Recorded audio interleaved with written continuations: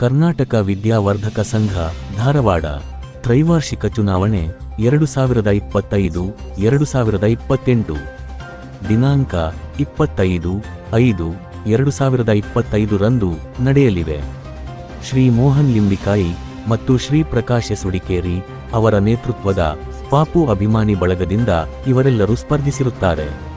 ಅಧ್ಯಕ್ಷರ ಸ್ಥಾನದ ಅಭ್ಯರ್ಥಿಯಾಗಿ ಮೋಹನ್ ಲಿಂಬಿಕಾಯಿ, ಉಪಾಧ್ಯಕ್ಷ ಸ್ಥಾನದ ಅಭ್ಯರ್ಥಿಯಾಗಿ ಶರಣಪ್ಪ ಕೊಟಗಿ, ಪ್ರಧಾನ ಕಾರ್ಯದರ್ಶಿ ಸ್ಥಾನಕ್ಕೆ ಪ್ರಕಾಶ್ ಸುಡಿಕೇರಿ, ಕಾರ್ಯದರ್ಶಿ ಸ್ಥಾನಕ್ಕೆ ಮನೋಜ್ ಪಾಟೀಲ್, ಕೋಶಾಧ್ಯಕ್ಷ ಸ್ಥಾನಕ್ಕೆ ವೀರಣ್ಣ ಯಳಲ್ಲಿ, ಸಹ ಕಾರ್ಯದರ್ಶಿ ಸ್ಥಾನಕ್ಕೆ ಮಾರ್ತಾಂಡಪ್ಪ ಕತ್ತಿ, ಕಾರ್ಯಕಾರಿ ಸಮಿತಿಯಲ್ಲಿ ಇನ್ನೂ ಹಲವರು ಭಾಗವಹಿಸಲಿದ್ದಾರೆ. ಬನ್ನಿ ಅವರ ಹೆಸರುಗಳನ್ನು ಶರಣಪ್ಪ ಕೊಟಗಿ ಇವರ ನುಡಿಗಳಿಂದ ತಿಳಿದುಕೊಳ್ಳೋಣ.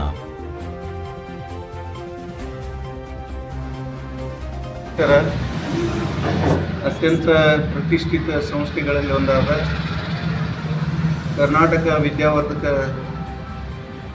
ಸಂಘ ಧಾರವಾಡ ಇದರ ಚುನಾವಣೆ ಇದೇ ತಿಂಗಳು ಅಂದರೆ ಮೇ 25 ರವಿವಾರದಂದು ಮುಂಜಾನೆ 7 ಗಂಟೆಯಿಂದ ಸಾಯಂಕಾಲ 5 ಗಂಟೆವರೆಗೆ ನಡೀತಾ ಇದೆ. ಕರ್ನಾಟಕ ವಿದ್ಯಾವರ್ಧಕ ಸಂಘ ತನ್ನದೇ ಆದ ದೊಡ್ಡ ಇತಿಹಾಸ ಹೊಂದಿದೆ. ಅಂದು ಕರ್ನಾಟಕ ವಿದ್ಯಾವರ್ಧಕ ಸಂಘ ನಮ್ಮ ಭಾಷಾ ವೃದ್ಧಿ, ನೆಲ ಜಲ ಅಲ್ಲಿ ಎಲ್ಲಿ ಏನಾದರೂ ತೊಂದರೆ ಆದರೆ ಹೋರಾಟದ ಮುಂದಾಳತ್ವವನ್ನು ವಹಿಸುತ್ತಿದ್ದಂಥ ಸಂಸ್ಥೆ. ಅದು ಯಾವುದಾದ್ರೂ ಇದ್ದರೆ ಅದು ಕರ್ನಾಟಕ ವಿದ್ಯಾವರ್ಧಕ ಸಂಘ ಧಾರವಾಡ. ಸ್ವತಂತ್ರ ಹೋರಾಟದಲ್ಲಿರಲಿ, ಕರ್ನಾಟಕ ಏಕೀಕರಣ, ಕರ್ನಾಟಕ ಎಂದು ನಾಮಕರಣಗೊಳ್ಳುವಲ್ಲಿ ಪ್ರಮುಖ ಪಾತ್ರ ವಹಿಸಿದಂಥ ಸಂಘ ಅದು ಕರ್ನಾಟಕ ವಿದ್ಯಾವರ್ಧಕ ಸಂಘ. ಗೋಕಾಕ್ ವರದಿ ಜಾರಿಗೆ ತರಲು ಹೋರಾಟ ಮಾಡಿದಂಥ, ಮುಂದಾಳತ್ವ ವಹಿಸಿದಂಥ ಸಂಸ್ಥೆ ಕರ್ನಾಟಕ ವಿದ್ಯಾವರ್ಧಕ ಸಂಘ. ಪಾಟೀಲ್ ಪುಟ್ಟಪ್ಪಾಜಿ ಅಂತ ಅವರ ನೇತೃತ್ವದಲ್ಲಿ ಸುದೀರ್ಘವಾದ ಒಂದು ಅವರ ಅಧ್ಯಕ್ಷತೆಯಲ್ಲಿ ಅಭಿವೃದ್ಧಿಯ ಅತ್ತ ಸಾಗಿತ್ತು. ಆದರೆ ಇತ್ತೀಚಲಾಗಿ ಕರ್ನಾಟಕ ವಿದ್ಯಾವರ್ಧಕ ಸಂಘದ ಘನತೆ ಕುಂದುತ್ತಾ ಇದೆ. ಆದ್ದರಿಂದ ಸಾಹಿತಿಗಳ ಒತ್ತಾಯದ ಮೇರೆಗೆ, ಸಮಗ್ರ ಈ ಕರ್ನಾಟಕ ವಿದ್ಯಾವರ್ಧಕ ಸಂಘದ ಹಿತಚಿಂತಕರ ಒತ್ತಾಯದ ಮೇರೆಗೆ ಇವತ್ತು ಕರ್ನಾಟಕ ವಿಧಾನ ಪರಿಷತ್ತಿನ ಮಾಜಿ ಸದಸ್ಯರು,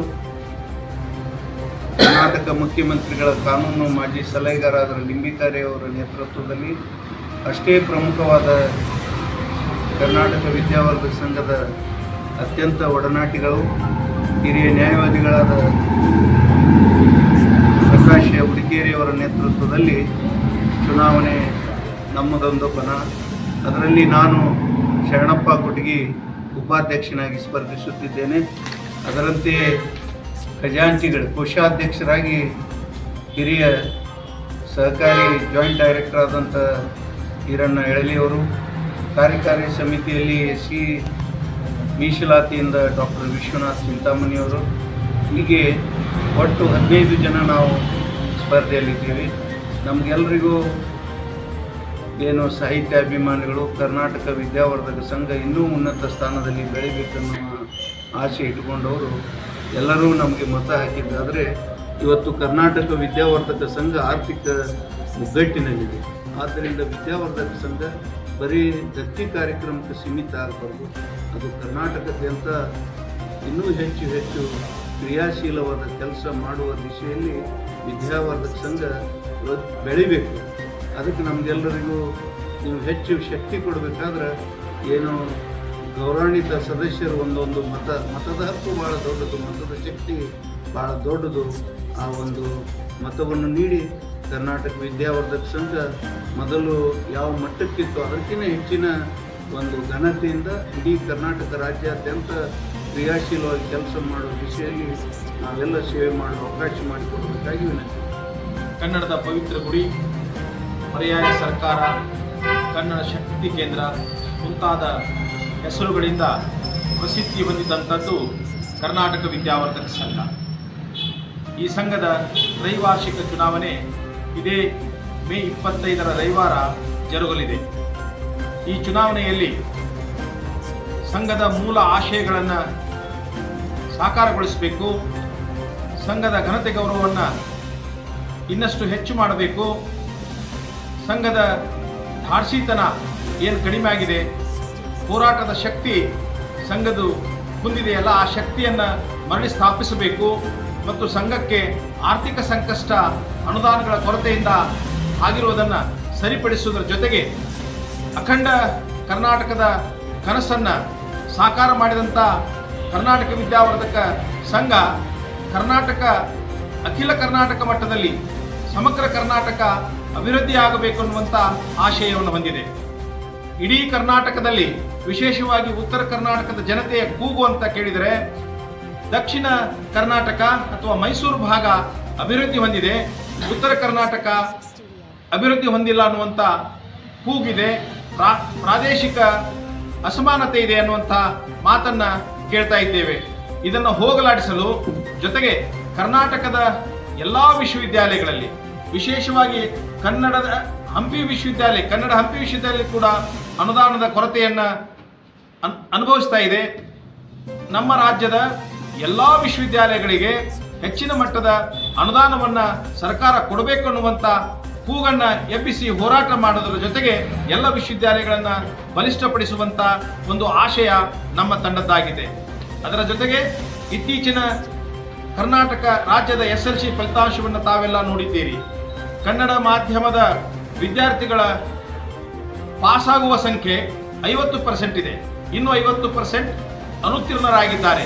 ಜೊತೆಗೆ ಕನ್ನಡ ಭಾಷೆಯನ್ನು ಅಧ್ಯಯನ ಮಾಡಿದಂಥ ವಿದ್ಯಾರ್ಥಿಗಳ ಅನುತ್ತೀರ್ಣ ಸಂಖ್ಯೆ ಕೂಡ ಗಣನೀಯವಾಗಿದೆ. ಇದು ಯಾಕೆ ಹೀಗಾಗಿದೆ?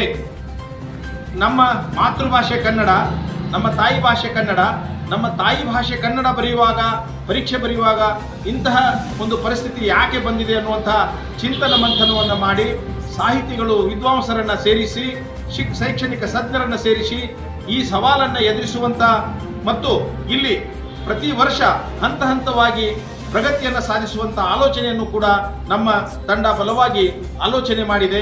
ಇಂಥ ಹಲವಾರು ಆಶಯಗಳನ್ನಿಟ್ಟುಕೊಂಡು ಬರುವ ಚುನಾವಣೆಯಲ್ಲಿ ನಾವು ನಮ್ಮ ತಂಡ ಮೋಹನ್ ಲಿಂಬಿಕಾಯಿ ಅವರ ನೇತೃತ್ವದಲ್ಲಿ ಮತ್ತು ಪ್ರಕಾಶ್ ಹುಡುಕೇರಿ ವಕೀಲರ ನೇತೃತ್ವದಲ್ಲಿ ಸ್ಪರ್ಧೆ ಮಾಡ್ತಾ ಇದೆ. ನಮ್ಮ ತಂಡ ಪಾಪು ಅಭಿಮಾನಿ ಬಳಗದ ತಂಡ.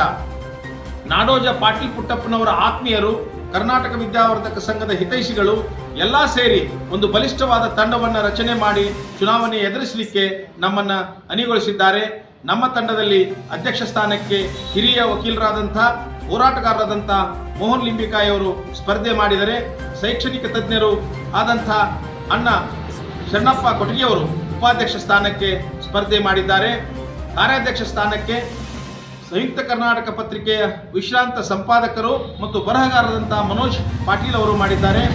ಹಾಗೆಯೇ ನಮ್ಮ ಸಂಘಕ್ಕೆ ಆರ್ಥಿಕವಾದ ಬಲವನ್ನು ತುಂಬಬೇಕು ಮತ್ತು ಆರ್ಥಿಕವಾಗಿ ಪಾರದರ್ಶಕತೆ ಬರಬೇಕು ಅನ್ನೋ ದೃಷ್ಟಿಯಿಂದ ಹಿರಿಯ ಆಡಳಿತಾಧಿಕಾರಿಗಳಾದಂಥ ಶ್ರೀಯುತ ವೀರಣ್ಣ ಯಳಲಿ ಅವರು ಕೋಶಾಧ್ಯಕ್ಷ ಸ್ಥಾನಕ್ಕೆ ಸ್ಪರ್ಧೆ ಮಾಡಿದ್ದಾರೆ. ನಾನು ಪ್ರಕಾಶ್ ಹುಡುಕೇರಿ ವಕೀಲರು ಪ್ರಧಾನ ಕಾರ್ಯದರ್ಶಿ ಸ್ಥಾನಕ್ಕೆ ಸ್ಪರ್ಧೆ ಮಾಡಿದರೆ, ಯುವ ಮಿತ್ರ, ಖ್ಯಾತ ಬರಹಗಾರ, ಸಾಹಿತಿ ಮಾರ್ತಂಡಪ್ಪ ಕತ್ತಿ ಅವರು ಜಂಟಿ ಕಾರ್ಯದರ್ಶಿ ಸ್ಥಾನಕ್ಕೆ ಸ್ಪರ್ಧೆ ಮಾಡಿದ್ದಾರೆ.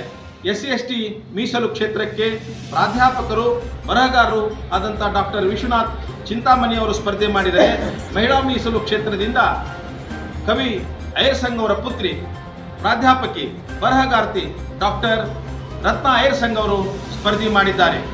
ಹಾಗೆಯೇ ಕಾರ್ಯಕಾರಿ ಮಂಡಳಿಯ 7 ಸ್ಥಾನಗಳಿಗೆ ಶಿಕ್ಷಕರಾದಂಥ SM ದಾನಪ್ಪ ಗೌಡರ್, ಶೈಕ್ಷಣಿಕ ಕ್ಷೇತ್ರದಲ್ಲಿ ತಮ್ಮದೇ ಸಾಧನೆ ಮಾಡಿದಂಥ ವಿಶ್ವನಾಥ್ ಅಮರಶೆಟ್ಟಿ, ಹಾಗೆಯೇ